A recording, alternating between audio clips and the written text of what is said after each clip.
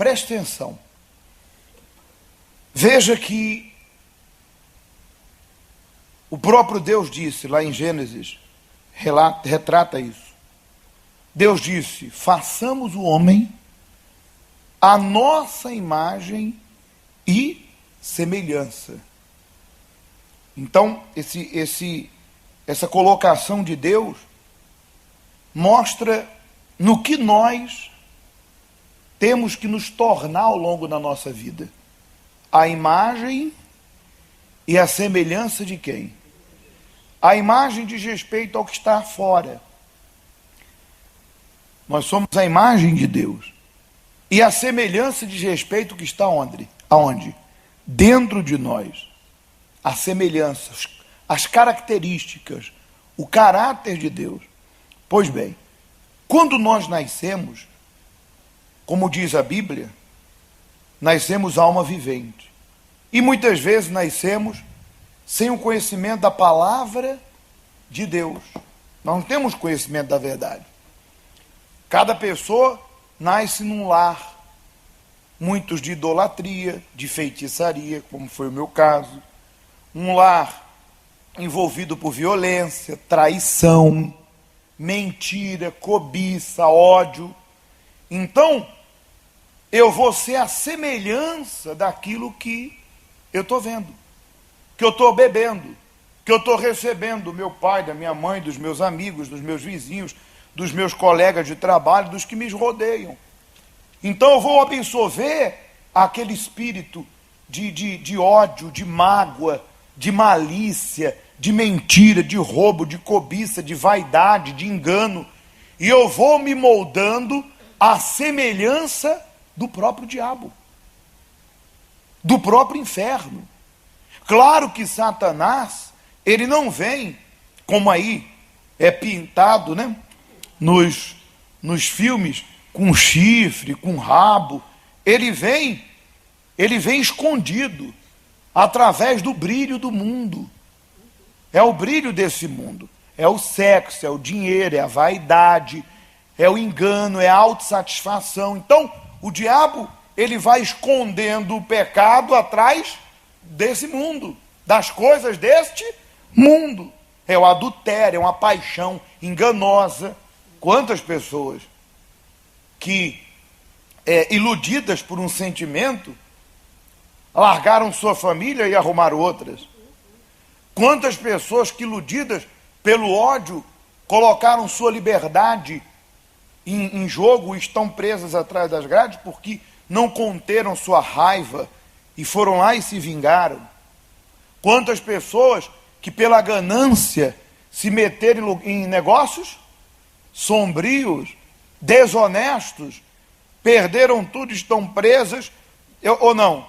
Quantas pessoas que, por uma paixão, quer por um homem, por uma mulher, abriram mão da sua vida com Deus? Já estou falando aí de quem já está com Deus. Imagine se quem já está acaba abrindo mão da vida com Deus, porque se enganou mesmo. Imagina quem não está, hein? Então, o mundo, ele vai tentar nos moldar à imagem e à semelhança do próprio diabo. E aonde que ele vai apelar? Na emoção, no sentimento, nos desejos, na vontade.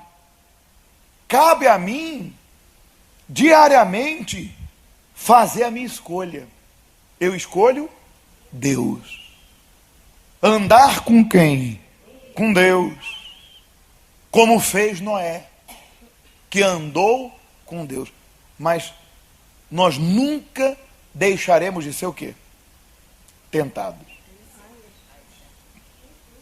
Nunca deixaremos de ser tentados. O diabo nunca vai deixar. O que você tem que entender é que, se de repente você diz assim: eu estou sendo muito tentado. Não existe muito tentado, nem menos tentado. Existe sim. Uma pessoa está próxima de Deus e longe de quem? Ué. E vou lhe provar isso na palavra de Deus. Não existe muito tentado e menos. existe você estar próximo de Deus e longe de Deus. Quanto mais perto de Deus você está, mais longe você está do diabo. Ou não? E das armadilhas e das propostas de quem? De Satanás. Quer que eu lhe prove isso? Jó se desviava do mal, porque Jó andava com quem? Com Deus. Então, se eu não me desvio do mal e acabo me metendo onde não devo, é porque eu sou muito tentado? É porque eu estou longe de Deus e estou andando e vendo e fazendo o que não deveria. Porque quando eu estou perto de Deus, eu estou perto do que é bom, da santidade, da obediência. Eu estou perto da vontade de quem? De Deus. Não estou falando de ser beato, eu não estou falando de ser fanático, porque você pode muito bem viver a tua vida, curtir a tua família, ter um lazer, é ou não é? Você pode muito bem viver a tua vida normal, agradando a Deus. Mas em qualquer lugar aí fora, o diabo sempre vai sugerir o pecado. Preste atenção, por favor. Então, quanto mais longe de Deus eu estou, mais propenso eu estou a me entregar às propostas de Satanás. O que eu tenho que fazer? O que nós temos que fazer? Romanos 8, 13 diz assim: porque se viver segundo a carne, quando fala carne, se refere aos desejos, às vontades que esse mundo nos oferece, os prazeres desse mundo. Porque se viver segundo a carne, caminhais para a morte. Que morte é essa? A morte eterna. Porque a Bíblia não precisa dizer que eu vou morrer fisicamente, porque qualquer pessoa sabe disso. Nem precisa de Bíblia para saber que eu vou morrer. Eu não preciso da Bíblia para saber que um dia eu vou. Mas a morte que a Bíblia se refere é eu estar separado de Deus por toda a eternidade. Porque se caminhais, porque se viver segundo a carne, caminhais para a morte. Quer dizer, caminhais para onde? Para o inferno. Ou seja, a pessoa que vive no pecado, ela está caminhando para onde? Para o inferno. Que é a morte eterna. É a segunda morte. Porque Jesus disse, olha o que Jesus disse. Olha só, lá em João 11, Jesus disse: aquele que crê em mim, ainda que morra, viverá. Ué, como é que é isso? Ué, como eu caio no chão e me levanto de novo? Essa morte que Jesus se refere é a vida eterna, é a morte eterna, é a morte física e viver eternamente com quem? Com ele. Ainda que, porque ele estava se referindo a Lázaro. Lázaro tinha morrido fisicamente. Mas Jesus falou: quem crê em mim, ainda que morra fisicamente, porque embora Lázaro fosse ressuscitado, ele tem que morrer de novo. Imagina que situação, não é? Ele morreu, Jesus foi lá e: Lázaro, vem para fora. Mas aí, Lázaro virou semente? Morreu de novo. Jesus sabia, estou ressuscitando ele, mas vai morrer novamente. Quer dizer, por isso tudo acaba, gente, tudo passa. Tudo o quê? Tudo passa, tudo acaba. Tudo nesse mundo perde o brilho, perde a graça. O carro perde o brilho, a casa perde o brilho, os filhos perdem a graça. Porque um dia vai dar dor de cabeça. Ou você acha que não? São humanos como você é, têm vontade como você tem. Ou você manda na cabeça deles, ou você manda na decisão dele. E quando ele tomar uma decisão errada, e aí? Então tudo perde o brilho. Por isso que o que é mais valioso é a vida eterna, é a salvação da minha alma. Um dia o corpo perde o brilho, não é? Vai ficando o quê? Não é? Não adianta, pode cuidar, estica aqui, estica ali e tal, tem que cuidar mesmo. É ou não é? Tem que cuidar, mas vai envelhecendo e vai perdendo aquela juventude, aquela beleza, vai embora. Então, aquele que caminha no pecado, satisfazendo sua carne, caminha para onde? Para o inferno. Aí ele diz aqui, o apóstolo, ele diz assim: mas se pelo Espírito mortificardes os feitos do corpo, certamente o quê? Vivereis aonde? Aqui na terra? Paulo disse: se a minha vida, Se a nossa vida se resume a esse mundo, somos os mais miseráveis na face da terra. Se o meu tesouro é esse mundo, que podridão, que miséria. Porque o mundo a cada dia está ficando o quê? E não se engane, vai ficar pior ainda. Eu posso atenuar e vencer com a minha fé, mas aí fora, aqueles que não conhecem a Deus, aqueles que matam pelo dinheiro, aqueles que traem, que odeiam, está lá. Está lá se não me falha a memória, 2 Timóteo 3,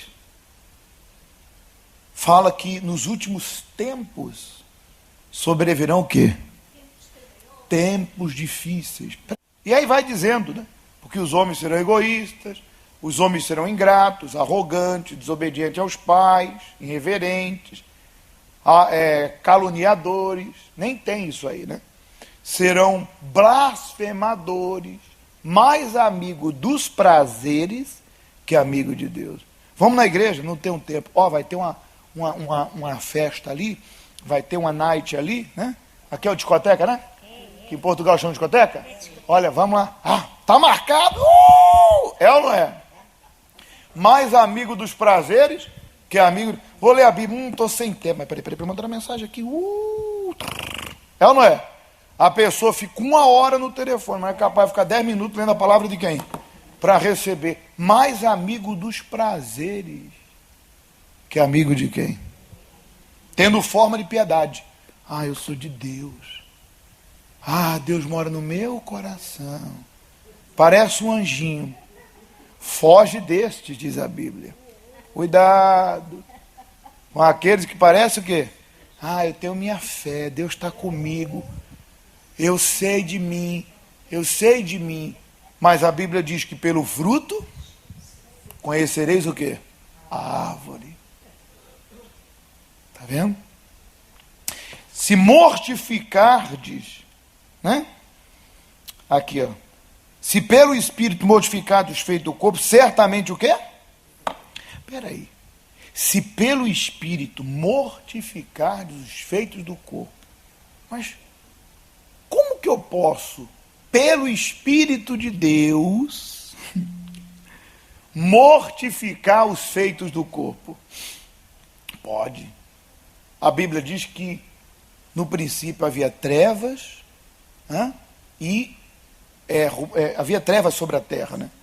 E o Espírito de Deus pairava sobre o quê? As águas. Disse Deus, né? Palavra, né? Haja e houve. Disse Deus, haja firmamento. Então, a palavra de Deus, ela é a fonte, ela é a água, ela é o Espírito. Se eu beber dessa palavra, eu vou andar em quê?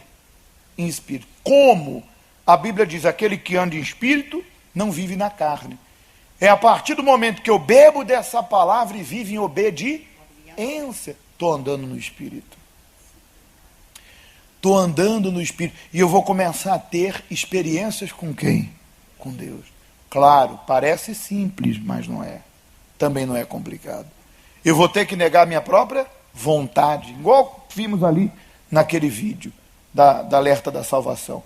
Vou ter que negar minha vontade. Vou ter que perdoar.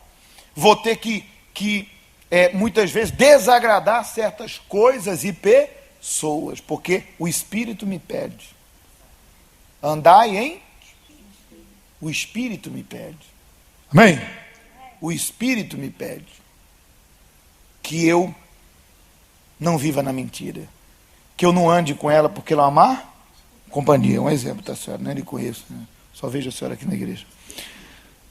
Que eu seja honesto, que eu ame Deus acima de todas as, acima de filho, de pai, de mãe, da minha própria. Poxa, se eu andar em Espírito, eu viverei uma vida plena aqui, porque Deus vai estar comigo. Ele disse, eu honro, tornai-vos a mim, que eu tornarei a vós outros.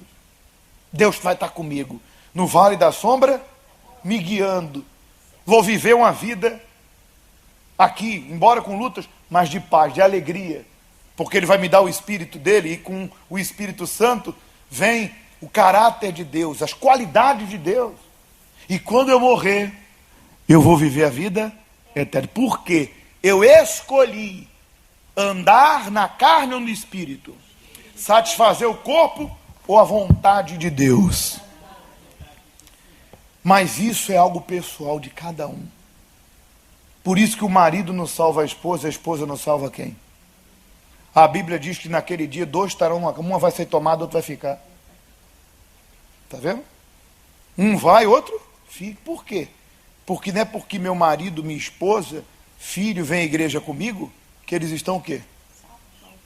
Porque a decisão de cada um é de cada um. Eu não mando na fé do meu marido, da minha esposa, do meu filho, e nem muito menos ele na minha. Cada um decide por si. Verdade ou mentira? Por isso nós vamos agora buscar andar em quê? O que você tem que fazer agora na hora da busca? Esqueça de tudo.